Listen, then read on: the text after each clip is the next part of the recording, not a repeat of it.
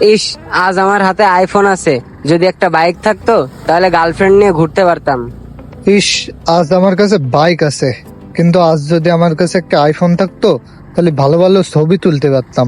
একটা আইফোন লাগবে। দেখি যাই, ওর সাথে একটু কথা বলি। কিরে বন্ধু, ভালো আছিস? আছি, তোর কি অবস্থা? এই তো আলহামদুলিল্লাহ। মামা, তুই এই বাইক কিনেছিস? হ্যাঁ, এই তো বাইক কিনলাম। মামা, তা তুই আইফোন কবে কিনলি? এই তো রিসেন্টলি কিছুদিন আগে নিলাম। মামা, আমার না অনেক আইফোনের শখ।